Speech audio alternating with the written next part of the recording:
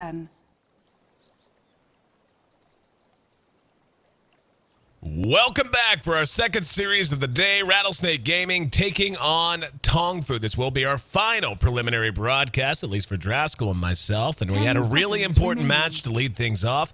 And now another really important match. Only one team really fighting for anything, though. That's TongFu. Rattlesnake, of course, I guess you could say fighting for pride. And, well, you know what? I hate to act like this. You know, the seating on the bottom half does matter and all that. But it's mostly TongFu that's going to have their fate in their hands. They're in a three-way mix-up with IG, Team Liquid, and themselves in terms of the final position, or final two positions in Group B. In Group B, the top bracket seeding. So if they're able to win 2-0 over Rattlesnake here in this series right now, they'll be punching their ticket into the winner's bracket as they move to the big stage in Seattle coming up in just a couple of days. So obviously, a lot matters to them. Rattlesnake, they're kind of down and out, but again, nonetheless, going to be fighting to finish strong and at least finish on a high note, looking ahead to the main event. If you're just tuning in, I'm your host, Aaron AC Chambers, joined by Draskell for the broadcast. And yeah, man, you and I have gotten to see TongFu. We got to cast Rattlesnake once.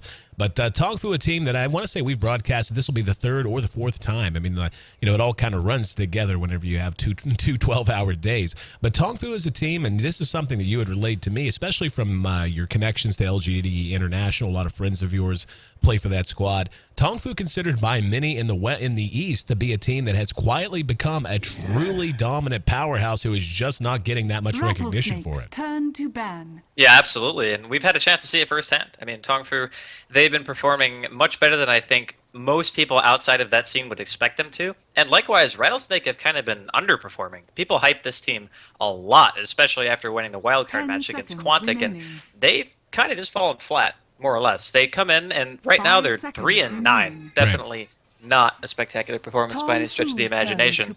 But it's like, when you come in, and you are expected to do at least relatively well, maybe they're holding pocket strats or something like that, and then you have a performance like this, it's like, well, now you're kind of down in morale, at least when you go into the group stages and you're already in the lower brackets. So TongFu, for them, this obviously means a lot more to them than what Rattlesnake have going for them.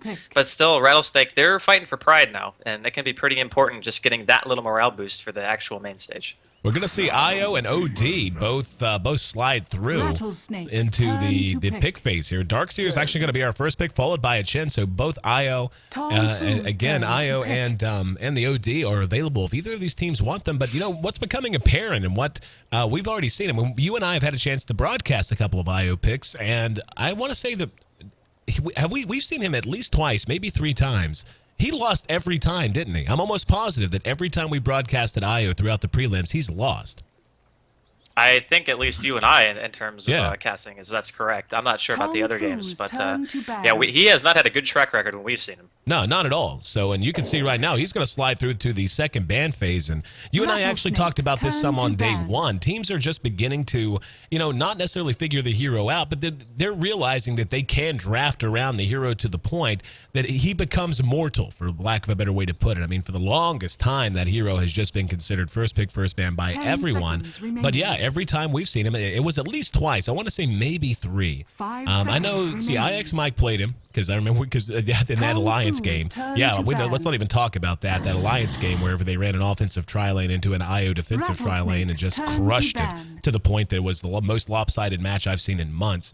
And yeah, I'm almost positive it's been 3, and they lost every time. There's the OD ban out, but enough about that. How about we talk about what's actually being picked and banned? Shadow Demon in the Chen. Seeing the Shadow Demon lead things off, certainly interesting. Shadow Demon, for a while there, was kind of had that kind of status. I love the Shadow Demon. I think he's phenomenal against the entire collection of heroes that most teams tend to prioritize in terms of mid and late game damage dealers. He just gives you so much. And now we're going to see Rattlesnake snatch up the Storm Spirit to go with the Chen, give them some reach, give them even more early aggressive potential. TongFu a little bit more ambiguous with their picks. Darkseer and Visage, they just kind of do whatever they want and doesn't afraid of anything.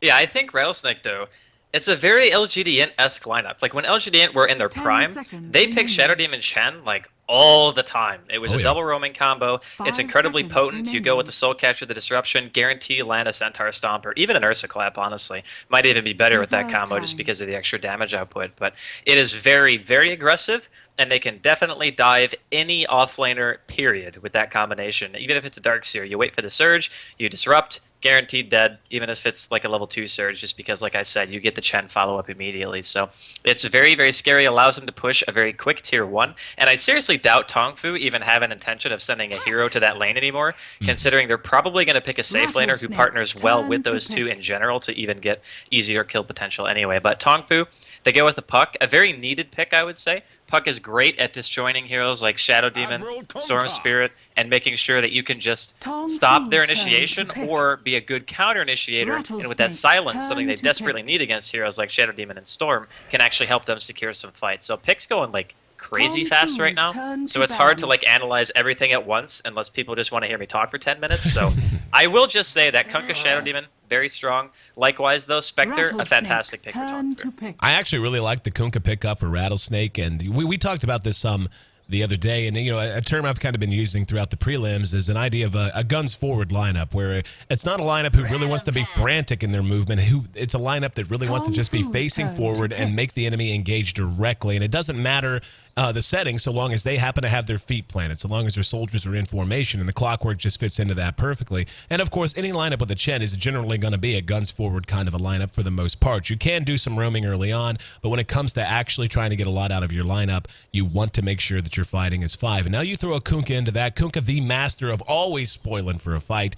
The extremely 10 low seconds, cooldown on 10 Ghost Ship just makes him seconds so remaining. effective, but especially with, again, that kind of a 5 face-forward seconds lineup where remaining. it's guaranteed that the ship's going to catch most, if not all, of your lineup on the way through. If it happens to connect and do damage, that's great. It's a Reserve phenomenal time. nuke, but it's much more about the buff you get from Kunkka's Rum. Then you combine that with the Clockwork, a hero who just wants to skirt around the periphery and find that funny angle that can't be covered. And those angles are so much easier to find whenever the enemy team is backed up under their own tower defending against such a strong 5-man push. And of course, Kunkka is deceptively strong if he gets ahead in terms of just being a late game carry. The cleave damage that he can pour out is just massive. So you wind up in this situation where is he something like a gyrocopter or a Luna in terms of his pure 100%, I'm just going to put the entire team on my shoulders and carry sort of a situation? No, but he is a hero who can walk up, and if he's built well enough, just 2-shot supports with nothing but 10 Tidebringer, remaining. a little bit of extra cleave if he happens to build a cleave item like a Battle Fury. 5 But on the side of seconds TongFu, a remaining. very gloomy lineup.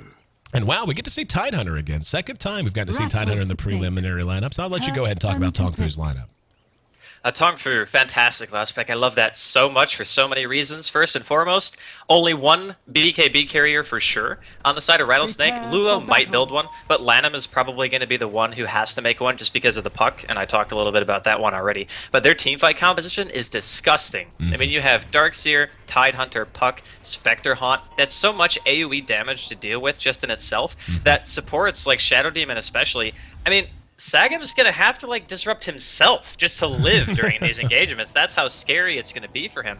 And when you're relying on that hero to stop initiation or save a Storm Spirit or save a Kunkka, it makes it a lot harder when your positioning has to be so far away from the fight that by the time you get in range to actually disrupt, the person you're trying to save could just be dead. On the flip side, they have on Rattlesnake a Clockwork who can start the fight and force the engagement far enough away to where Sagam can feel safe to actually get close. So this is going to be like a battle of positioning, 30 more or seconds less, to battle. but it's going to be a Storm initiation versus a Puck initiation, and just that head-to-head battle, I got to give the advantage to Puck. Oh, yeah, absolutely. Well, think about Storm. Storm's single target. Storm is an amazing initiator who can fly even further than Puck. I mean, Puck's range, once he gets up an item like a Blink Dagger, is just absurd to begin with. But, Storm Spirit, so long as he has the mana pool to support it, he's got the, in theory, longest range in the entire game so far as one ability and using it to go from point A to point B as an initiator. But Puck, a Storm Spirit that lands a really good vortex and catches the right hero out is a lot like a Bad Rider. It's a great way to start a fight, but a Puck coil with a silence that catches 3 or 4 heroes, that is literally game-changing. That can reverse the course not just of a fight, but of an entire game. Then you factor in how devastating it'll be if he hits a 3-man, 4-man coil and Tidehunter can just waddle up. And again, like you said, not going to be a lot of BKBs on the side of Rattlesnake. let the Tide just waddle himself up, let the Darkseer vacuum, and then let him pop Ravage. Just, there's nothing you can do once the coil's landed is really what I think matters. Once that chain starts, you get silenced by, well, if you get caught by the coil and then the Waning Rift silence you, you can't even stop the Tide from waddling up no matter how slow he is. Yeah, and that's my concern for Rattlesnake, because they're relying so much on initiation that if they don't get it, and it gets to the mid-game, and then the Tidehunter hits 6, the Darkseer gets to like 9-ish, 10, he can collapse into the jungle, which he's doing now. King J is just like, yep, can't do anything top. That combination is just way too scary. Then Rattlesnake, their plan B is to try to go for pick and push, but the problem is TongFu are always going to be his 5. There is not a chance they're going to separate, especially past the mid game. There's no reason to. Right. They can just walk up to towers and just slow siege, and with the Spectre, even if they wanted to do 4 protect 1, they can even do that. They can just sit there, have How split farm a lane, and then 4-man another lane, and always just haunt in to go for it. So I feel as though TongFu's, their picks have a better capability of utilizing the map. It's easier to run in terms of execution. And I think that their team fight is, well, I don't even have to think, it's far superior to Rattlesnake's, but Rattlesnake have put themselves in a position where they have to perform basically perfect. One thing I do like about Rattlesnake, at least initially, Spectre is a hero who needs items, period. I mean, she can get by on Desolate, she can do some cute stuff with Haunt, and the Spectral, the max dagger build, you Haunt in, you use Desolate, then you dagger. Yeah, like that is a really powerful burst damagey kind of a build, but it's kind of just like a, well, I can do this for a little while and it'll make me feel relevant in some of these fights, or maybe as a bit of a gank oriented, come to a gank to help out kind of a hero. But Rattlesnake is going to have a team that can fight much earlier 5-on-5. And again, that's what it's going to be. Like, when I say that, I mean as a full 5. Kunkka, just by virtue of the skill set, it's, Tidebringer is deceptively damaging, not just in lane, deceptively hard to cope with. You're going to have good single target lockdown. You're going to have some sustainability, very important against the lineup like TongFu whenever you're relying on all of this. TongFu has a very, chain of initiation oriented team, as you so eloquently explained. I mean, what they're going to be able to do, if they're able to put it all together, is just going to blow Rattlesnake up. But Chen's Hill certainly going to help with that. And they do have range. They do have the ability to get into fights and take fights on their own terms. And if you can disrupt that chain of initiation by bringing down a Puck or a Tidehunter early, then really TongFu's lineup's going to begin to fall apart, at least until Hal gets just farmed up to the point that, a Spectre becomes a Spectre and you just can't possibly deal with it because she's doing so much damage and so hard to kill. Now at bottom, though, we're going to have Icy caught out. And the Spectral Dagger's there. Soul Assumption, couple of auto attacks. One more. They need one more. Icy's going to be able to salve through it, and they have to turn around. That's a bit of a missed opportunity there for sure. Was an easy first blood. Hal actually went to turn around a little bit too earlier. Stutter stepped, could not get in the last auto attack, and Icy going to be quite a happy camper. Radiant's top tower Honestly, I think it's mainly due to the fact that Hal put 2 points into Dagger instead of going for Desolate. Or not Dagger, 1 point into Dispersion instead of going for Desolate. Like, why do you need Dispersion in a lane where you're not even being attacked? Right. Why do you need that? If he had Desolate, that would have been a first blood guaranteed. So, bit of a mistake by Hal. He's actually not even CSing that well. He's only got 16 and pretty much an utter free farm lane. And now Rattlesnake, they're pressuring the top tier 1. Should be able to get this no problem. But King J is going for the deny. Oh my god, he might get it. Oh, no. And now he's dead. And now he's dead. King J trying to be a cheeky monkey ends up being a first blood. And in mid, Rattlesnake actually missed the opportunity, or excuse me, TongFu actually missed the opportunity. Up, hang on, Lanham in trouble now. Shansheng there, Soul Assumption.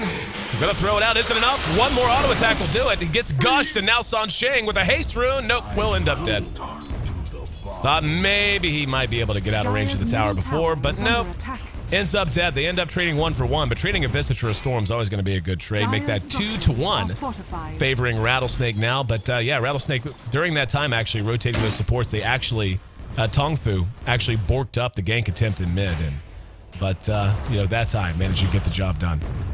Well, Lanham felt bad. He saw the fact that he was going to get away, because as soon as he walks around those trees, there's no way even a Hasted Visage is going to continue to pursue that. Sansheng was already backing, and he's like, nah, I'm just going to let you kill me. It's fine.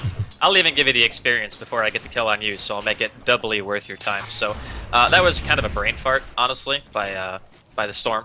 But regardless, it's still not terrible for them. They also got the kill on top lane and got the top tower when King J went in for the big deny.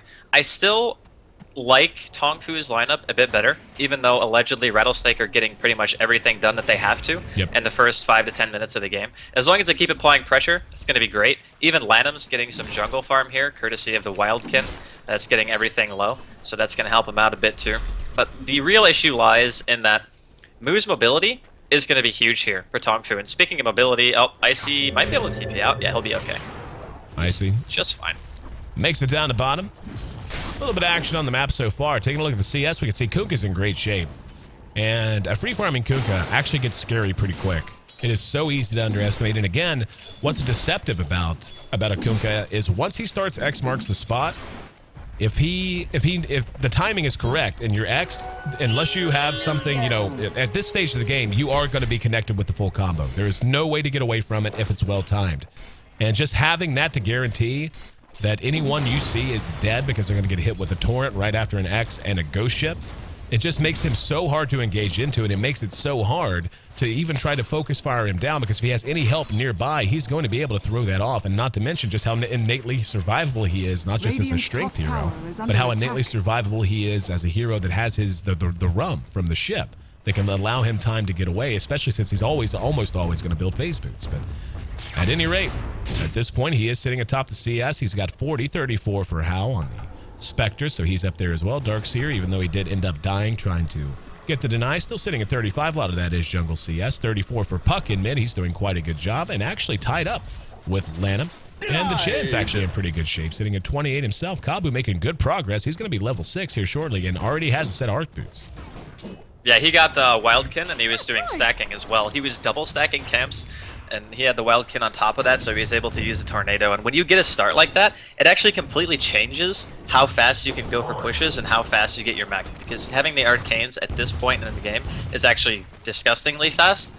Some people opt to go for the quick mech if you plan on just going the 5-man death push, but in this case, having the Arcanes is nice because you know your supports are going to be moving around, and since you are with the Shadow Demon, you can just ensure he can always be out of the base. You know, you don't have to go back ever. You can just walk around, go for ganks, and try to save whatever lane is being ganked yourself. So it's not a bad choice by any stretch. But also keep in mind that TongFu, if they break Rattlesnake's momentum even a little, it's like devastating to them. So even though Rattlesnake is doing all the right things, it's only going to take like 1 or 2 battles, very similar to game 1 of Dignitas Fnatic, to make it feel like Rattlesnake's game plan has just gone down the toilet. So we'll see if they can manage to turn it. No, I completely agree. And it's for the same reasons. I mean, Rattlesnake's lineup should be able to fight much earlier, fight as a full 5 anyway, much earlier than TongFu's. And if they screw that up and give TongFu the chance to start fighting on more even keel just by feeding or giving up towers, absolutely. 100% agree. TongFu's lineup is just going to get very strong very quick, and it will quickly get out of control, especially, again, when it comes down to just pure initiation. Because the advantage that TongFu or that Rattlesnake has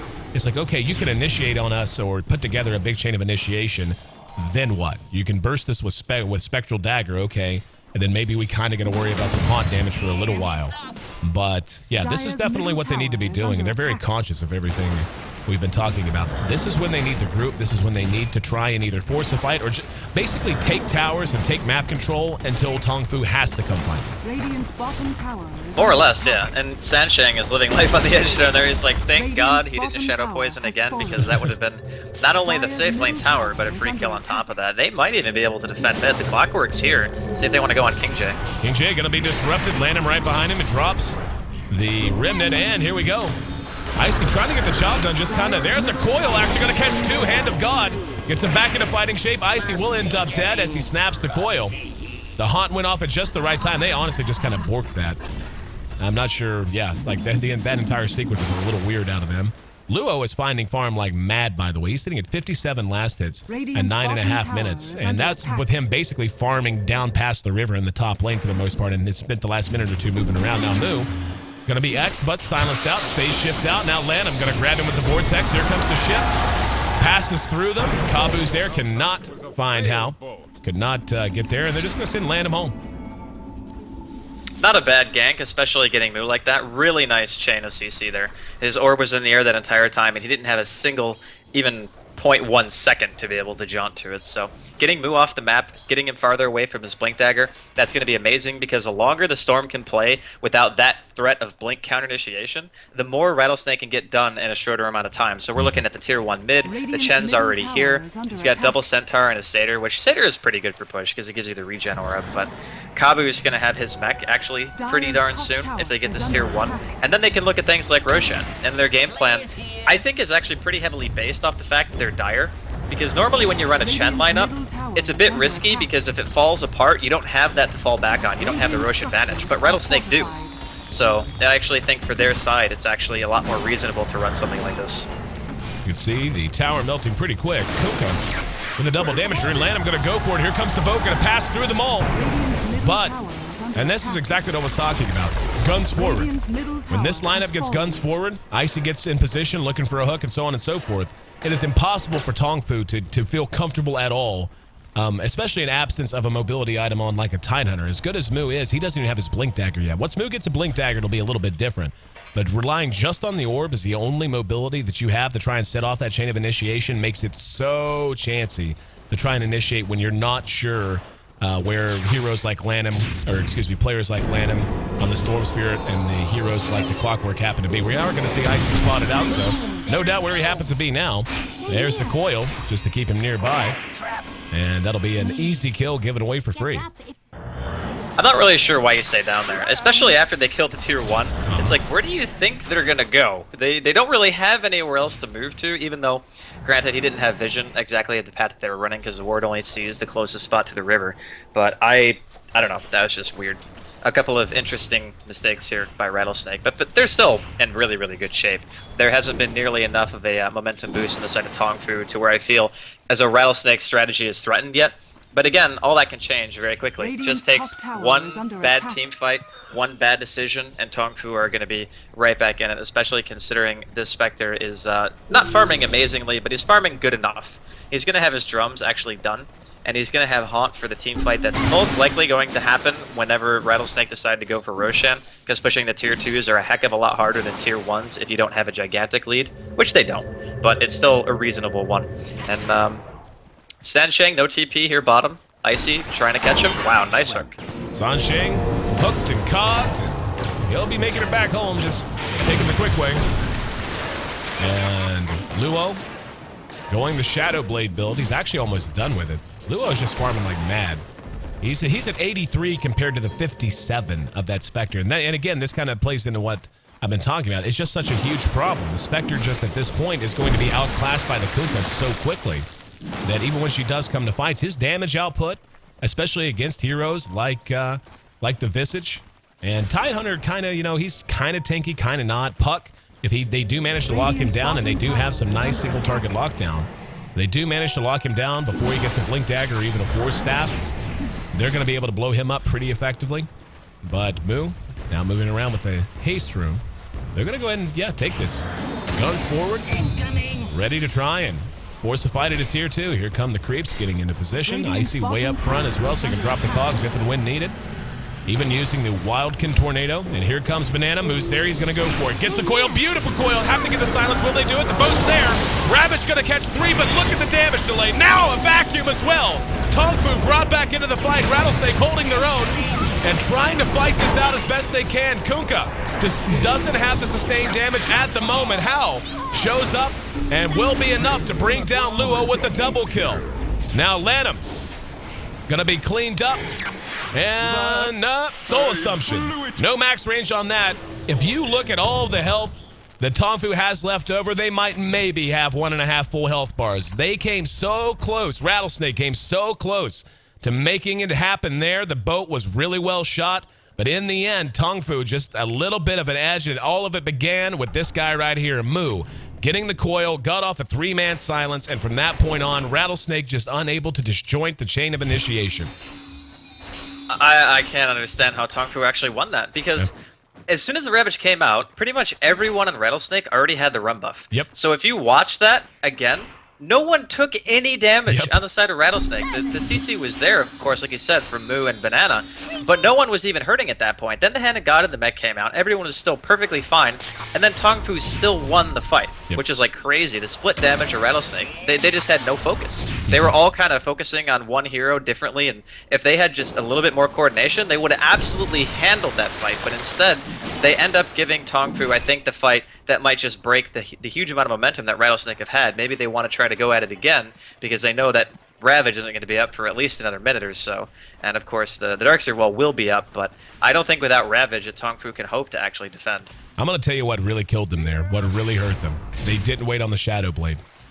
Imagine it, look, and in most cases you go, well, Shadow Blade's just a little bit of bonus attack speed, a little bit of bonus damage, which is, yeah, it's a little bit. But look what TongFu had left over at the end. You're not talking heroes that finished with half health. You're talking heroes that were, some of them, sub 100 health. And as quickly as Tidebringer procs as he has maxed it, if he had that Shadow Blade that he now has, if he has that Shadow Blade done when that fight breaks out, I have a feeling Rattlesnake wins that fight. They are going to go ahead and mech. Nice disruption to save Icy from the soul assumption. Now he's going to be coiled down. That's a one-man coil. And let's see if they do want to go ahead and force it. I mean, Clock, obviously, not going to be a part of the fight as he's back at the well. But they know Ravage is down. No, never mind. It's actually going to be up now. Thought they had about 20 seconds instead of 4, so my internal clock be busted.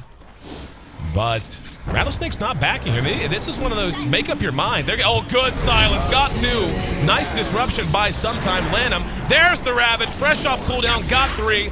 Now, Lanham jumping away with very little help. They're going to manage to get another one, though. The Kunkka cleaned up. Spectral Dagger. Off the mark. Doesn't matter. Moo just going berserk. Icy, who did make his way back down, lays down the cogs to try and help things out. Now, Howl a little overextended. He'll be vortex, but here comes the help. Wall goes down. Icy silenced out and cleaned up, and the stuns from the Visage Familiar had Lanham at least on his ass for a moment. But yeah, that was a very weird sequence of events for Rattlesnake. One of those situations where, you know, piss or get off the pot, man. They hung around. They didn't make up their mind. They either needed to initiate on their terms because they knew Ravage was down, but it quickly came off cooldown not long after. They hung around way too long, and now they're going to go back in. Disruption's there. Lanham going to jump, grab the Visage. Sansheng will end up dead. But yeah, punishing counter push coming out of TongFu. The Kunkka just like suicided there. I'm not even sure what Luo was thinking when he walked in with that Shadow Blade. And I mean, that whole fight started badly because Icy goes in. He tries to go for a hook, misses, like not even close, by the way. Like it was just a total biff. And then he basically forces a defensive disruption, but the Chen didn't send him back, so he just died.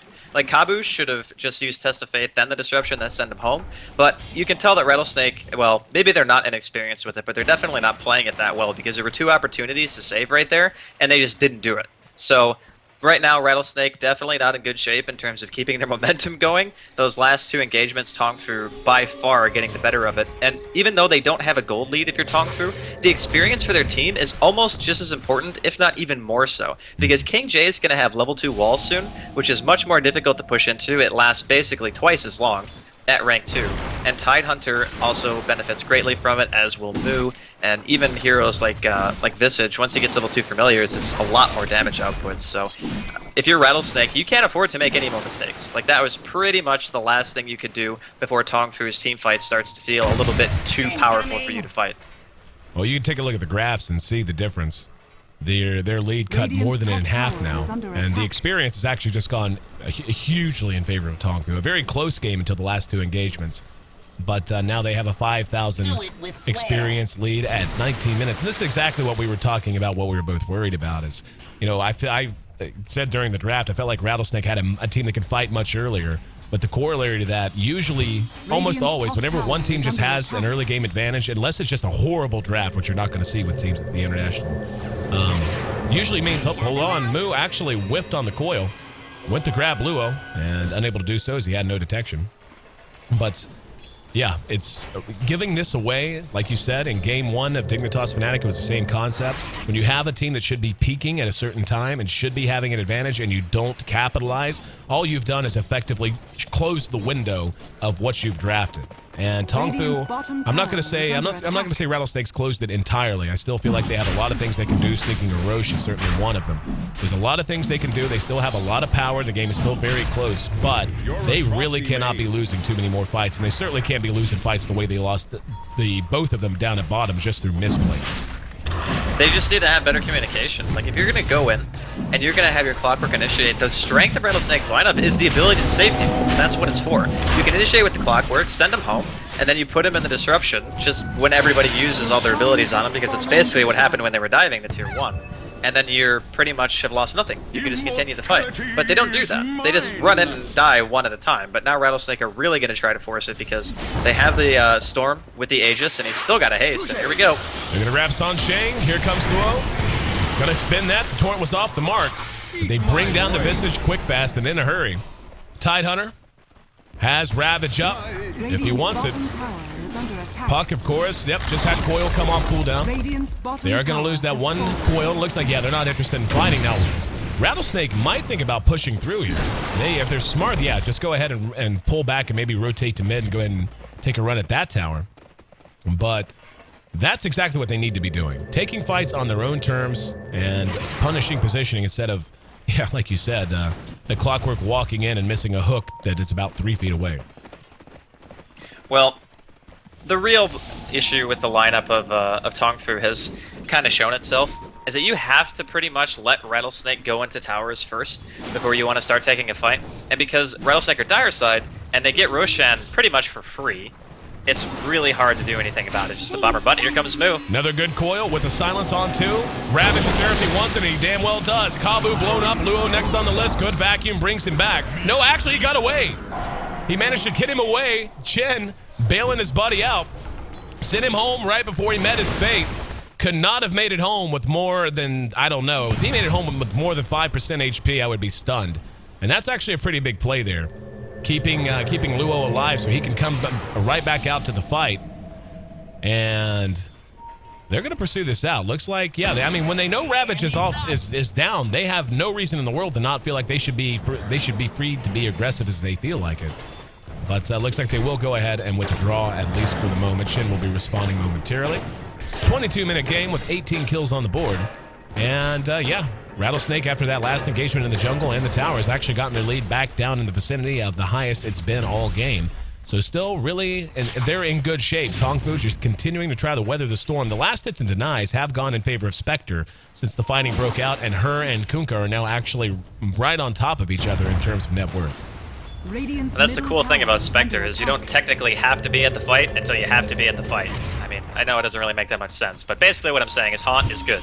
And it allows you to free farm any lane you want to until you absolutely have to commit, and then you just use that as your mode of transportation. And as soon as the fight's over, you can teleport somewhere else with a TP scroll. That's why the hero is so valuable against a team like this, because you don't have to come until the absolute last second, and that's the whole reason why he's able to catch up and farm in the first place. Luo doesn't have the luxury of having a global teleport, basically, to wherever the enemies are. He has to walk around with his team and try to apply pressure, so his farm, of course, is going to inherently suffer for that, but Luo doesn't, or excuse me, Hao doesn't have to worry about that. He just does whatever he wants. And so he's going to have his Radiance really darn soon, which is a problem, because once he gets the Radiance, that farm that he's able to get so much easier in comparison to what the Storm, of course, and the Kunkka are able to get is going to escalate even faster. And the late game Storm is not going to be manageable for Rattlesnake. Like, it's just not. With his supporting cast, Hao will be able to essentially carry this game if he gets enough items.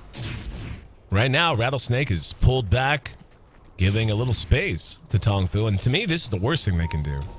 Giving TongFu time to farm, and granted, you know, they need items of their own and so on and so forth, but yeah, Radiance and the Orchid both come out at the exact same time, and that Orchid, or excuse me, that Radiance may well be the demarcation point of, okay, Rattlesnake is officially let their big advantage slip away. We'll see. The next fight will tell us a lot, but right now, Moo has been playing a phenomenal game. Moo has just played a great puck, and especially the first big win they took in that bottom lane. So much of that was owed to him, and you're right in saying the Rattlesnake's execution is certainly lacking in a number of ways, or has been at least in this game, but it all starts and begins, it all begins and ends with that puck and what he's able to do to set up the chain that they really have to have. And Moo throws out the orb, is not going to jaunt to it. Gonna hang back for a while. Does have his blink dagger in. Now Lanham's gonna be there, and Lanham has the Aegis pop for free. Way too far forward. And that actually should halt this completely. And here we go. Surge on the Tidehunter, who's gonna blow the Ravage. Got 3 of them. Here comes the Haunt. They're gonna follow it up. Beautiful vacuum. Trying to heal him up, but here comes the boat. They're gonna counter-initiate off of him. They caught 3 with it. Banana trying to fight through the damage. Oh no, Moo's there. Sog got the disruption off, but Hal moving quick. That's a 4-0 trade, almost 5. If it wasn't for the fact that Luo was able to Shadow Blade away. The counter fight coming out of Rattlesnake there was not bad, and once again, a lot of low HP heroes by the time all's said and done, but the coordination of TongFu is really just showing itself. And it was a really nice chain there that time. And of course, oh, never mind. That will be a full 5 because Hal manages to track down Luo because he decided with 0 HP, it was a good idea to go farm creeps in the mid lane of your enemy's side of the river.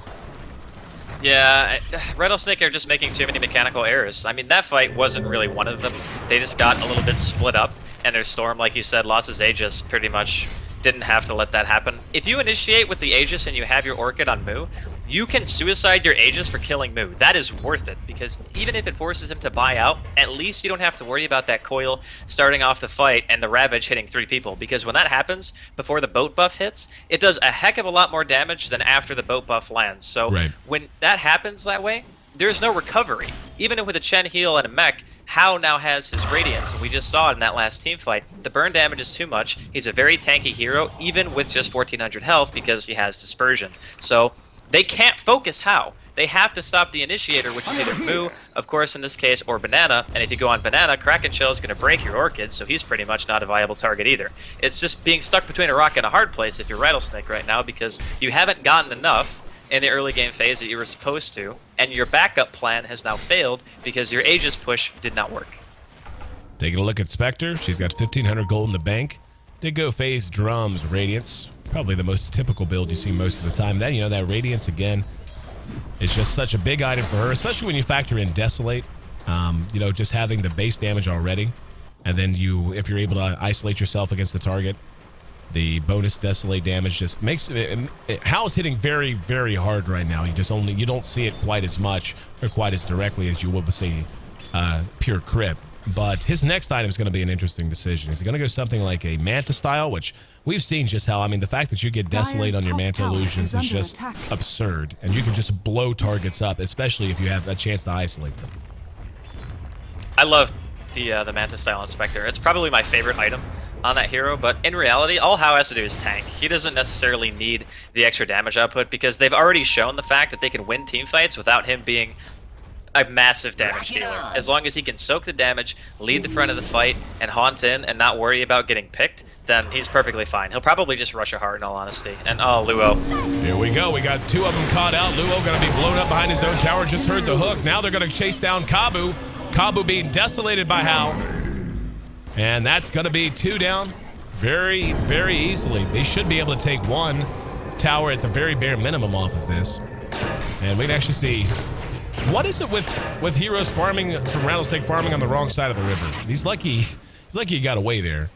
But he's just like, he hooked away to get out of trouble, then stopped to farm the lane. And I understand delaying the creeps to try and to keep the tower standing, but in that case, he's just very, very fortunate Moo was the only one that saw him.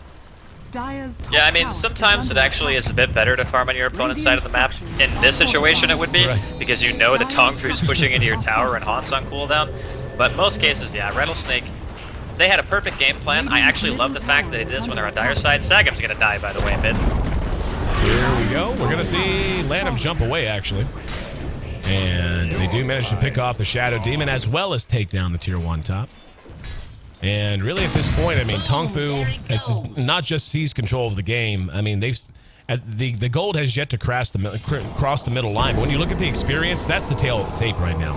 Rattlesnake had a lineup that, by virtue of how it functioned, was just innately going to be able to fight earlier and better. And it was helped out a lot by the superior farming of Kunkka. At one point, he was something like 40% more farmed, or more CS, I should say, than the Spectre. But that window's come and gone. They're now coming up on 12,000 experience deficit in just a 30-minute game, and the gold's going to be crossing over soon too. So with the levels just getting out of control on the side of on the side of TongFu alone. I mean, you can see 17, 15, 14, and the highest on the entire side of Rattlesnake is 14 on the Kunkka. He's out-leveled by 3 levels by Hao right now.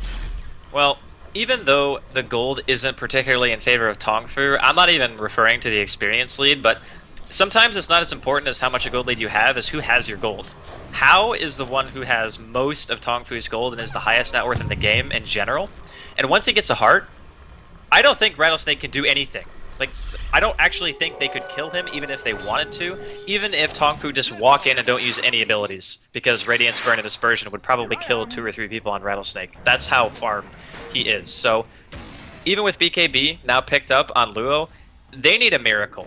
Like, that's pretty much what Rattlesnake are hoping for right now. They've had a strategy that was well thought out. They did not execute, and honestly, they made a lot of really silly mistakes. And they've given TongFu pretty much the perfect mid-game advantage with the kind of team composition that was already going to be better than theirs in the mid-game to begin with. So now, it's up to TongFu to make a mistake if Rattlesnake want to have any hope. TongFu takes down the Tier 1 bottom. And it looks like with everything off cooldown, they're ready to go ahead and force a fight on the next Tier 2. The map control is still technically in favor of Rattlesnake, as they have taken down all but one of TongFu's towers, now down to just their Tier 2s, however. And looks like TongFu, nope, not going to get too cute about it. They're just going to pull back and play it safe. Well, TongFu are still sitting at a really good spot, and Hao is very close to getting a heart, so I kind of understand why they wouldn't want to give a needless opening to Rattlesnake to potentially take a team fight, but by teleporting back like that, they have to be really cautious about the Roshan, because it is up, and I'm sure both teams know about it, but since again they are playing with a Spectre, Hao is allowed to TP out because his Haunt's on cooldown. So if he manages to finish his heart by the time Rattlesnake go for Roshan, which they kind of have to at this stage, then he's going to Haunt in and pretty much be an unstoppable death and killing machine, and it's going to be really hard for Rattlesnake to deal with it. Rattlesnake now making their way up to the top side of the map. Now continues to farm away, does have enough for his heart now. Or, yep, now he does. And there's a Blink Dagger on Tidehunter. I was wondering if he was going to get it up in time, and he did. Having that Blink Dagger is actually a game changer, because that means that if an opportunity presents itself and the puck's not in a good position, but the Tide is, he can actually go first. He can blink in, Ravage, and so long as his decision-making is good enough, it'll be followed up with a perfect coil on targets that literally are not moving, and then a silence as well. So just now having that extra bit of threat, and what we really haven't seen is a lot of vacuum into like coil, vacuum into Ravage. When we may see more of that now. Now we're going to have Icy caught out. Hand of God used just to keep him alive. The pipe gets popped. And Icy will survive after dropping the cogs. Helped out by his buddy and sent home by Kabu. And TongFu, we'll see. They want to push off of that. Looks like they are just going to go ahead and withdraw back to their side of the river. TongFu are playing this maybe even overly cautious at this stage. Hao is going to go ahead and secure his heart now. He's almost level 19. Good God, he is very large and in charge. It's only 33 minutes in, and he's got pretty much the 2 core items that a teamfight Spectre wants. So he's going to be doing it just fine. He can go Manta now if he wants to. Heck, he can even go something like a Butterfly if he wants to be ultra sure he never dies. I just don't know if Rattlesnake can really do anything anyway. Lanham gets his BKB, they can initiate, it's a little bit safer. That's one thing that they kind of have going for them, is that TongFu's team composition is almost primarily based around magic damage, and it's all disables too. So if the Storm has a BKB, he can jump on somebody. The problem is, who can he jump on that he can actually kill? Because even Sansheng, he's got 4 points in a Gravekeeper's Cloak and a Casual Cloak on top of that, so he can't really be bursted. And the rest of the members of TongFu all have over 1,000 HP, or a mech and a pipe if you're King J, so it's a little bit too late, I think, in terms of being able to find a kill, and there is not a chance that they're going to be able to kill Hao here. They're sure going to take the shot. Hey, Boat connects, get him down to half. Here comes Moo, going to hit a 2-man coil. Ravage is there as well. BKB's up on both sides, and Rattlesnake going to end up being chased away by Luo. The dust goes off. Luo realizes he has to just turn and fight, gets a torn off today. Not gonna make a difference. They lose 2. And TongFu responding perfectly, saving Hao. Got to admit, that was quite funny from you. They engage. I'm not a chance. Not a chance they're gonna kill Hao. Well, the thing about Soul Catcher is that it does make those ridiculously tanky heroes mortal, and it's really good to have it if you're in Rattlesnake's position. But between those two heroes collectively, even with a Soul Catcher, they just simply don't have it. Like, they don't do enough damage. Maybe if they let the images land, or hit, rather, and it had full disruption, so the illusions lasted 8 seconds and they desolated him to death while he was Soul Catchered, maybe? Oh, they might find Moo, though. Yep, Lanham actually decided that a BKB was necessary there. And was that a blink? Yeah, he missed Blunk. Missed Blunk. Blunk is his word now. He blinked inappropriately. And that's a long auto attack. Oh, I was hoping it had fallen back. But they do get at least one fortunate pickoff, as you had said, Moo. Meeting his fate. Moo actually has his Hex down now. And looking at the rest of the items, Vlad's up on Sung Shing. Very, very nice item to help out not just the whole team, but Hal in particular. Hal's already got another 2,000 gold. And hell, I mean, even just getting something, if he decides to go the Manta build, you know, there is stat gain involved in that. So that alone would tank him up even more. Yep, that's what he'll do. He gets the Yasha already.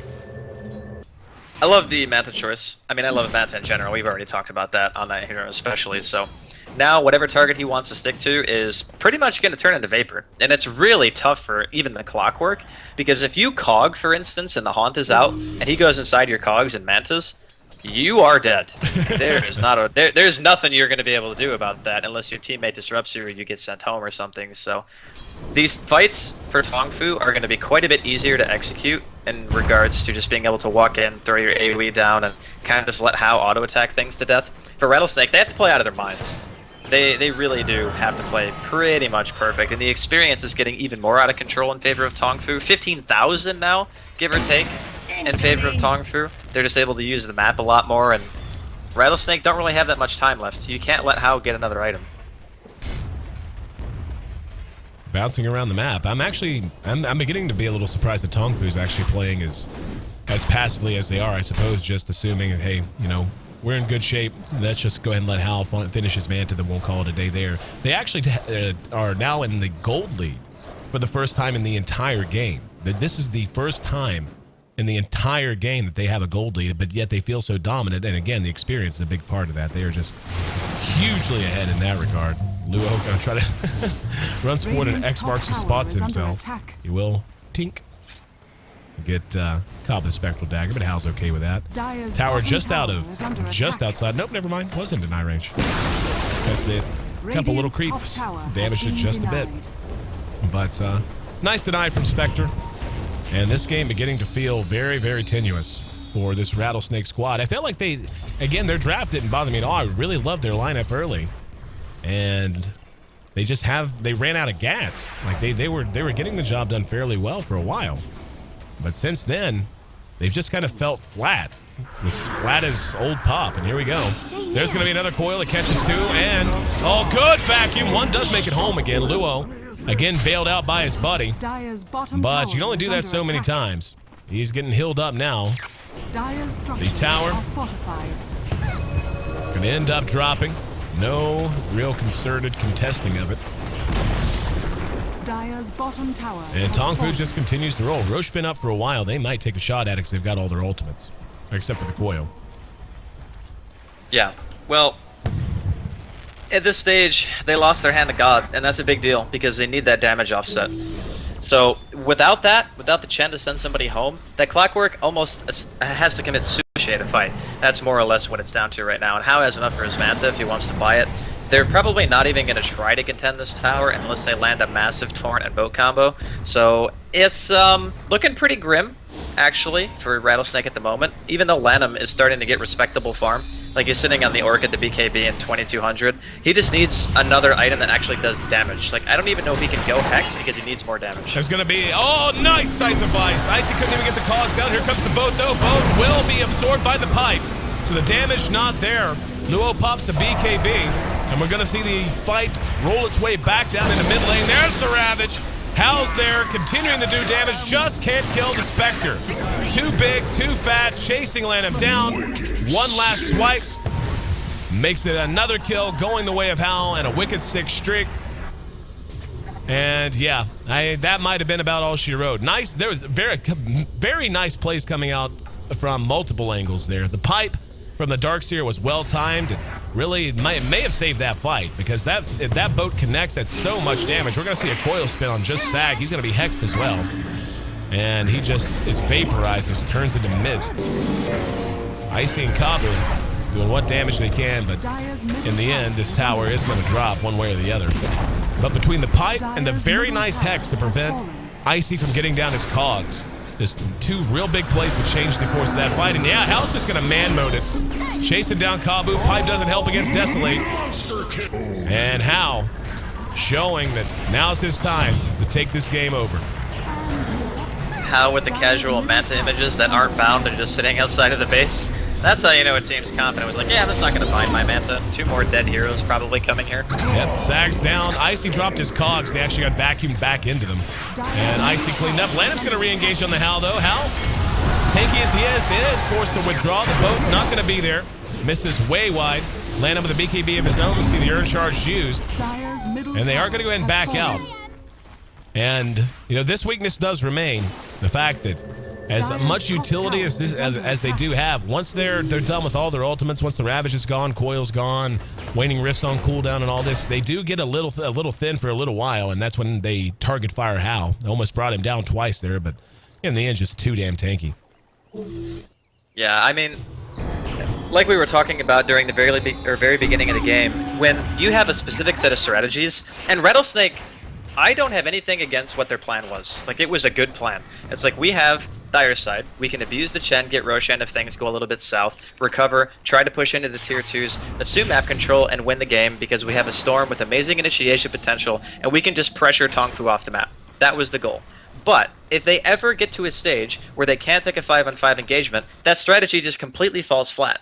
Because you're not going to be able to get the last towers, which is the problem that they did have. They eventually pushed them down, but in the process of doing that, they gave TongFu so much in terms of kills and experience that they just couldn't keep doing it. They were losing too much every time they engaged, and eventually they're just getting completely muscled down. We see another pick off as Hal is now beyond godlike, killing off Sag, and I don't think we're going to see Hal die another time the entire game. He's going to finish 13-1 and whatever. He's going to finish with 1 death, probably a few more kills in him. And they're just going to rush down the racks now. Kabu and Lanham are there, but really what are they going to do? At this point, Hal could sell his wand and grab an Eagle Soul. And it's not going to be long for him. He's just about 1 shot by a butterfly. The rack's taken for free. The bottom racks is available to them now. There's still a tier 2 top standing they can rely on, but you know, even with Sag, even if Sag's up, I don't know what the hell they can do here. Yeah, it's rough. I think Rattlesnake are probably pretty darn close to calling it GG. They might try to fight one more time, but again, the problem lies in who do they go on? If you go on the puck, oh, never mind. Sagam's going to get initiated on. And there's the pipe coming out. The boat will be there, and the vacuum wall connects as well. Luo, BKB through it, doesn't matter. Doing what damage he can. There's the Ravage. That will put the cherry on the cake. Lanham sent running for the well. Luo heading there as well, but detected and cleaned up. Hal continues to just do work. And that'll be your second set of racks. And they're actually going to try to re-engage here. Banana will end up paying the price, but Luo most likely, there's no most likely to. Just look at the Desolate damage. There it is, GG. So TongFu taking 1 big step towards their goal. They need 1 more win, and they will guarantee a seed in the top half of the winner's bracket in the main event of the International 2013. Rattlesnake down and out, still playing for pride. They can play the spoilers. Perhaps. They can perhaps play the spoilers because it all comes down to Liquid, LGD, and TongFu. And how, and since, or excuse me, not LGD, IG. Comes down to IG, Liquid, and TongFu.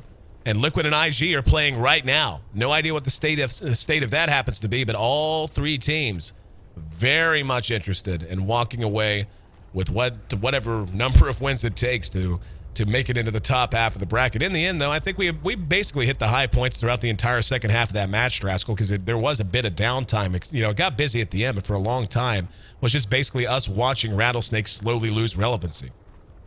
Yeah, it's painful for teams like that because you really want to stay in it, but especially for a pro team, you know when you're at a huge disadvantage, and it really sucks because you want to try to make some impact in terms of where you're going to stand in the group stages. Well, this is technically the group stages, but like the main stage when it finally starts. Rattlesnake actually don't have that much of a chance to get in it per se, but they want to at least prove that they can take a game off of a team. I mean, they're 3-10 now after that game, so they're definitely not having the best start. Maybe they're just sandbagging a bit. Maybe they just want to wait until the main stage to really show what they're capable of. And I hope that's the case, because if they can draft this well and play it out as well as they draft, then I think they're going to be a massive threat to pretty much any team. And I wouldn't want to be against them in a lower bracket, because unlike a lot of Chinese teams or Eastern teams in general, they draft a very unconventional style in comparison to, I mean, just look at this game. Look at the difference in team compositions that you have. One mass team fight with a very hard carry, and then pure aggression and push. So the way that Rattlesnake play, I love to watch, but they really need to work on their execution. I mean, that was pretty much what killed them this game. Couldn't agree more. In the end, Rattlesnake, as good as they were early, just could not keep up the pace. TongFu, again, taking one big step forward in their bid to wind up in the winner's bracket when all is said and done. The last game of the international preliminaries, at least for us, coming up next. I'm AC, that's Rascal. Stick with us, guys. We'll be right back.